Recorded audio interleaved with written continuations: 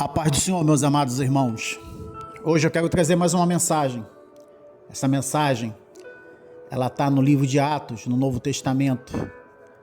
E o capítulo é 17 e o versículo é 25, que a Santa Palavra diz: nem é servido por mãos humanas, como se necessitasse de alguma coisa, pois Ele mesmo é quem dá a todos a vida, a respiração e todas as coisas. Amém?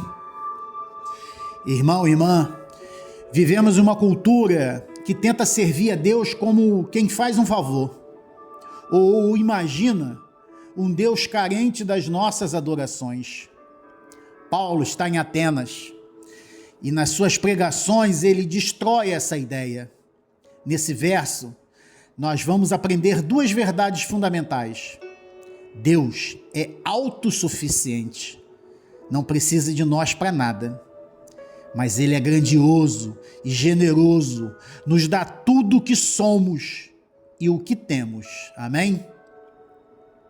Irmão, Ele não é servido por mãos humanas.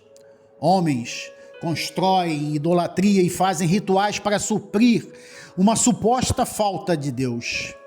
Porque Deus é a fonte, Ele dá vida, Ele dá fôlego, dá todas as coisas. Paulo está lá em Atenas, no centro de uma filosofia e cultura grega. Ele viu a cidade cheia de ídolos e tinha até um altar ao Deus desconhecido. Aproveitando disso, Paulo apresenta o Deus Criador que não só habita em templos feitos por mãos, justificando que ele não precisa de nada nosso. Mas Isaías 66 vai explicar melhor isso, porque Isaías 66, 1 e 2 vai dizer: o céu é o meu trono, que casa vocês me construirão? A mão que fez todas essas coisas. Deus, irmão, Ele não se impressiona com os nossos prédios ou programações, mas com o coração verdadeiramente contrido. Já em Jeremias 23, 23 e 24 vai dizer: sou Deus apenas quando estou perto, diz o Senhor. Acaso não encho o céu e a terra? Deus não está confiando ao culto de domingo ou ao Santíssimo Lugar. Ele está presente naquele que deixa ficar presente. Já em Ezequiel 37, de 1 a 14, que é aquela passagem do vale dos ossos secos, Deus é quem dá fôlego. Os ossos não podiam servir a Deus. Deus serve a eles, dando vida. Antes que podemos louvar, ou falar, ou pregar, Deus nos capacitou a respirar. Daniel 4,35 vai dizer: Ele faz o que quer com as potestades do céu e com os habitantes da terra. Ninguém pode questioná-lo. Deus não precisa de lobby e nem de favores humanos. Mateus 6, do 25 ao 33, é quando Jesus ensina que Deus alimenta as aves e veste os lírios. Se Deus nos dá vida e alimento, por que nós preocupamos em tentar pagar ou barganhar a Deus com rituais? Atenas era profundamente espiritual, mas espiritualmente cega. E hoje, irmão, tem muita gente assim. Lá havia altares para todo tipo de divindade, incluindo a da ignorância, porque tinha para um Deus desconhecido. O contexto espiritual era uma busca ansiosa. Os gregos acreditavam que os deuses habitavam em templos, como aquele de Partenon, e que os sacrifícios, o cheiro da comida, alimentavam e agradavam os deuses. Paulo perturba, causa uma desordem, afirmando que Deus não é uma extensão das necessidades humanas. O texto ensina que a transcendência de Deus, Ele está acima da criação. Não contribuímos para a glória de Deus como quem aumenta o seu patrimônio. Contribuímos com quem reconhece a fonte. Você reconhece que Jesus Cristo é sua única fonte? Naquela época havia o imperador romano, o Calígula, que ele se declarou Deus e exigiu que o seu templo em Jerusalém tivesse uma estátua sua. Os judeus não resistiram àquela ordem com armas, mas com palavras. Porque a fé autêntica não se curva à necessidade humana de domesticar Deus. Deus não precisa de nós, mas a glória da sua bondade, que é Ele, se alegra em nos dar tudo. Irmão, irmã, imagina um peixe tentando servir o oceano, levando para o oceano um copo d'água. O oceano não precisa do copo d'água, mas o peixe precisa do oceano para viver. Assim somos nós. Nossas ofertas, louvores e cultos não suprem Deus. Eles não mantêm conectado, Ele só nos mantém conectado à nossa fonte da vida, que é Jesus. João 4, 23 e 24 vai dizer: Deus é espírito e é necessário que os seus adoradores o adorem em espírito e verdade. Jesus diz que o local, o templo, não importa.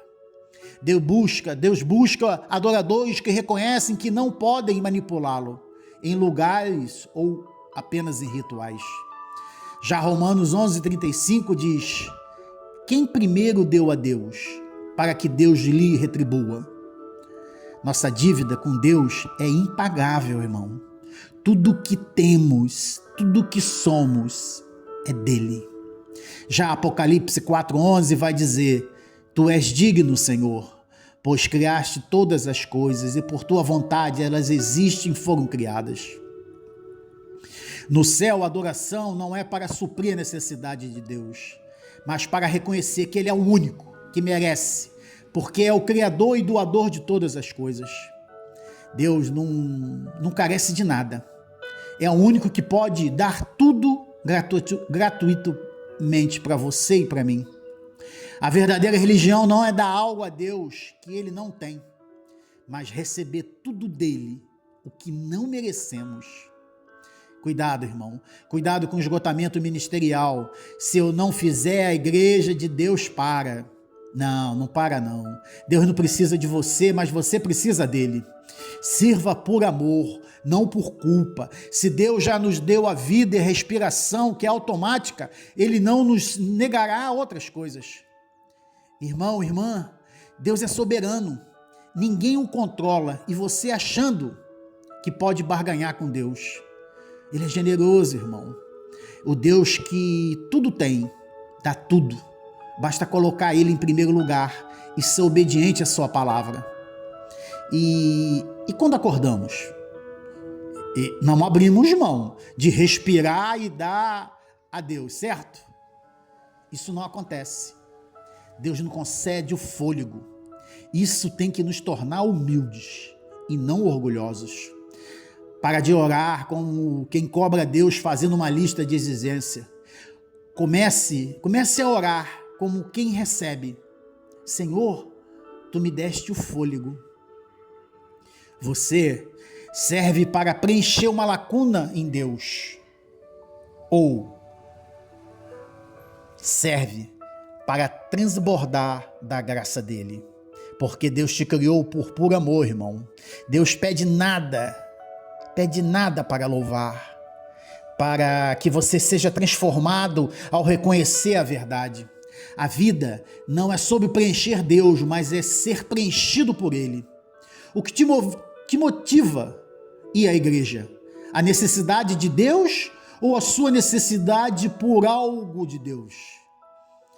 Está mais preocupado o que dá a Deus? Dízimo, tempo, ou com o que receber dele, que é a graça? Porque Deus não está de chapéu na mão pedindo esmola para você, irmão. Deus não precisa de nada que possamos dar a Ele, exceto o nosso coração. Tudo o mais Ele já tem e é dele. Tem dias que tentamos servir a Deus como se Ele fosse um pobre mendigo celestial, quando na verdade Ele é o Rei que distribui tesouros. Deus não precisa das nossas boas obras, mas o nosso próximo precisa. o nosso vizinho, o nosso irmão.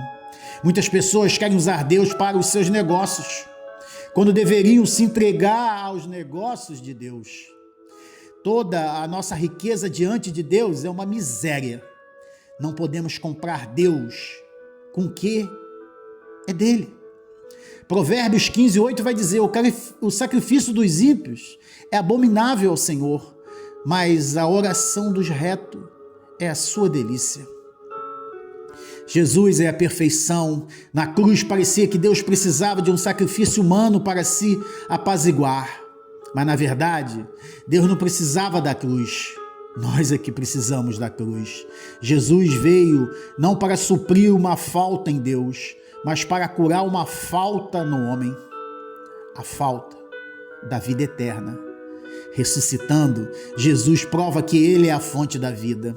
A humanidade não é fornecedora, irmão, mas é totalmente dependente. Você não faz Deus maior com seu louvor, mas se torna menor sem Ele. Vamos orar juntos? Pai amado e Pai querido, majestoso, bondoso, primeiramente eu quero te agradecer, Pai, o meu acordar, o meu levantar, Pai, em poder tomar os meus remédios, em poder escutar, em cheirar, em apreciar a beleza desse dia. Mas, Pai, também quero te pedir perdão, Pai, porque eu sou fraco, eu sou pecador em gestos, em pensamentos, em palavras, Pai. Ah, Pai, me perdoa, Pai. Reconheço que nenhuma oferta minha pode te suprir a tua glória, pois tu és a vida eterna, o seu fôlego que me mantém. Perdoa-me quando tento te servir, achando que o meu culto ou as minhas obras te completam. Lembra-me todos os dias que tu habitas em mim pela graça, pois eu sou miserável e pecador. Que eu nunca ore com arrogância de credor, mas com a humildade de um mendigo que encontra um banquete, que toda vez que te busco com oração aquebrantado, Pai. Pai, tu não precisa de mim, mas mesmo assim me ama. Ah, Pai, ensina-me a viver, não para te impressionar, mas para te refletir. Pai, não deixe que nunca deixa eu de proclamar a sua palavra, Pai. Pai, eu te agradeço por mais uma vez me permitir falar da tua palavra, que é santa, é libertadora, é curadora, Pai. Eu agradeço tudo isso em nome do seu Filho Jesus Cristo Nazareno. Amém, amém, amém.